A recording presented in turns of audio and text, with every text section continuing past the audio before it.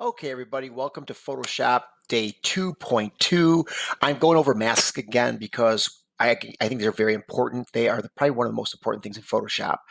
One of the nice things about this is I have the ability to actually manipulate the photograph and get very fine details. As you can see, I did a loose lasso around it, a little better than expected, but I can take my time. I've got a lot of time. And remember to put the mask on. In Photopea, I come right down here. They actually have this right here, and it's awesome, but they don't have this one step. And now remember, the step that it's the most crucial when you do the mask is not come down here and hit the mask, but it's come up here and say select and mask. It's this big button, as we know. When we click on it, we get a brand new we get a different setting here. And as you can see it's a little transparent here. I come over to the right-hand side and go to the views. My favorite one is doing the overlay. It looks good. I can see what's going on here. And then I'm able to come and fine tune what I want. Okay. So what I can do is come in here, get a little closer, and we'll start working around the dog. Notice I got close, but I have a little white over here, and that's where this brush comes in. And as you can see, it says refine edge brush. Again, we can make it as large or as small as we want. The hardness is there too. I'm just going to go with the same hardness. Let's see what it looks like. Oh, that's a little bit too big. And we'll go like this. And again, I'm going to drag down here, and the computer is going to define what's important and what's not. Every once in a while, give it a moment to register.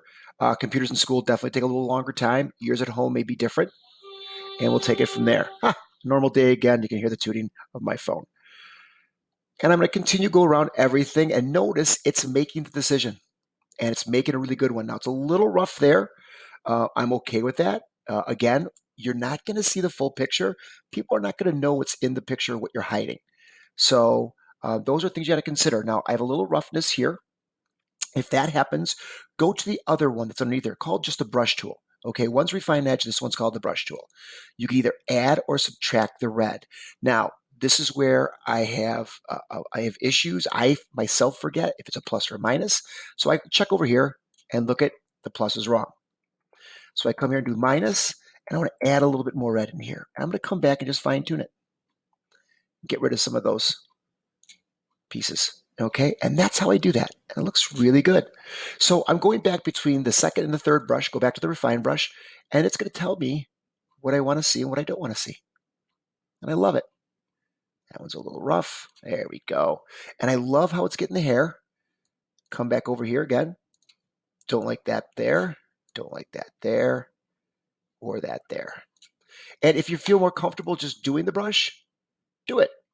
If you have that kind of skill, and I'm impressed if you do, it takes time, as you can take. It's taking time. I'm going to leave the grass in there for right now because this is just kind of hectic and just kind of make a real rough edge like that. But go back up around, and we'll continue this guy. And notice I'm going a little quicker because I just, again, don't want to bore you guys, as always. Sometimes I can be long-winded. Yes, I can. I don't need to comment on that one. And we'll take it from there. But here we go. And especially with hair, you should be using this. It is the most efficient way to do it. In Photopea, I actually had to go around and make decisions on what I wanted in and what I wanted out. And this was a real rough spot right here. So I kind of just did my own thing. Let's get up there a little bit more. Yeah, it looks good. And it was a little tough. Now, to make this move very quick like this, as you can see that hand comes up, I am holding the actual spacebar, clicking, left clicking, holding down, and moving. So it'll be an easy way to get around. And notice how good this is looking. Got a couple bad spots over here. Come back here with that brush. Again, I'll cover those in. No one's going to see that part of the tail, so we're good. And I'm going to come around here. Almost done. So just bear with me as I do this. But again, really nice piece. Yeah. Oop, got a little red in there. I'll take that out. And this got a little ugly because it just doesn't know what to do. So I'm just going to come back in here and take care of all this. I don't want this yellow in here, so I'm going to take this out. I don't think it's really important to the photograph, so it's coming out. And again, no one knows what I'm doing. No one knows the photograph I'm using. And we'll come up here. Now notice I've got some red in here over near the head. And let me just finish up the head quickly. And I got a little red here I don't like, and I got a little red right there. So again, I'm going to use the actual regular brush tool and go to the plus. As we figured out, the plus subtracts the red. So come in here, take that out. I had a little over here too. Take that out. Once you got it, you're looking good, but let's go address the stuff on the right-hand side just for old time's sakes. I have my radius. Really don't mess with that too much. If you want to click on Smart Radius, that's fine. It's just kind of helping you out when you do these things. As I look over here, I'm still got some stuff. You can do smoothness. I like to put the smoothness up if you want to. A feather will give it a haze, or it'll be a soft edge, while this will be, with the way I left it, it will be a really fine, defined line edge. We have our contrast, and we can shift our edges. I will let you play with those. You can actually see them move. Like even if I do feather, you can see the white haze around the outside here. And the more I get, the bigger it gets, and it's not good. So you can see it as it moves in and moves out on my screen. So that's one of the things. And then we have a smoothness. I'm not going to go smooth because it's hair. I want it jagged. I want it rough. So once I'm done, I hit the OK button. Notice I have my selection. Let's go Control 0, and it looks really good. This is actually a color on the other my other piece. I did not know that, so the computer did a really nice job here. And when I'm done, I come down to the bottom of my layers, and I click the square with a circle in it. Boom, and there it is.